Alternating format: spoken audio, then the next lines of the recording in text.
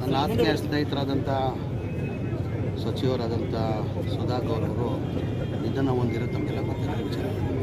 ನನಗಂತೂ ತುಂಬ ನೋವನ್ನು ತಂದಿದೆ. ಕಾರಣ ಅಂದರೆ ನಾನು ಸುಧಾಕರ್ ಭಾಳ ಆತ್ಮೀಯ ಸ್ನೇಹಿತರಾಗಿದ್ದರು.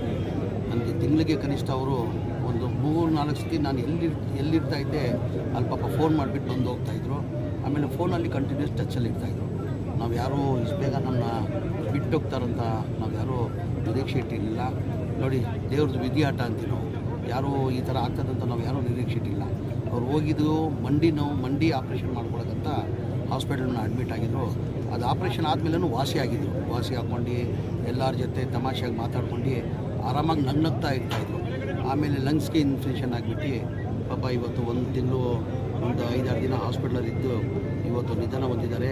ನಾವು ಯಾರೂ ನಿರೀಕ್ಷೆ ಮಾಡಿರಲಿಲ್ಲ ಈ ಥರ ಅವ್ರು ನಮ್ಮನ್ನ ಇಷ್ಟು ಬೇಗ ಅವ್ರು ಬಿಟ್ಟು ಹೋಗ್ತಾರಂತ ನಾವು ಯಾರೂ ನಿರೀಕ್ಷೆ ಮಾಡಿರಲಿಲ್ಲ. ಎಲ್ಲ ಒಬ್ರಿಗಿಂತ ಅವರು ಹೋಗಲೇಬೇಕು. ಇವತ್ತು ಅವ್ರು ಹೋಗಿದ್ದಾರೆ, ನಾನು ಅವರು ಹೋಗಬೇಕು. ಆ ದೇವ್ರ ವಿಧಿಯಾಟ ಯಾರೂ ತಪ್ಸೋಕ್ಕೆ ಸಾಧ್ಯ ಆಗೋಲ್ಲ. ಸಾವು ಹಣೆ ಬರೋಲ್ಲಿ ಬರ್ತಿದ್ರೆ ಯಾರೂ ಅದು ತಪ್ಸೋಕ್ಕೆ ಸಾಧ್ಯ ಆಗೋಲ್ಲ. ಹಾಗಾಗಿ ಇದು ವಿಧಿಯಾಟ, ದೇವರು ಇಚ್ಛೆ ಅಂತ ಹೇಳೋದು ಸರಿ. ಇಷ್ಟೇ ನಾನು ಭಗವಂತ ಪ್ರಾರ್ಥನೆ ಮಾಡೋದು, ಅವ್ರ ಕುಟುಂಬಕ್ಕೆ ಸೇರಿಸ್ಕೊಳ್ಳೋದು ಶಕ್ತಿ ಕೊಡಲಿ ಅಂತ ಆ ಭಗವಂತ ನಾನು ಪ್ರಾರ್ಥನೆ ಮಾಡ್ತೀನಿ.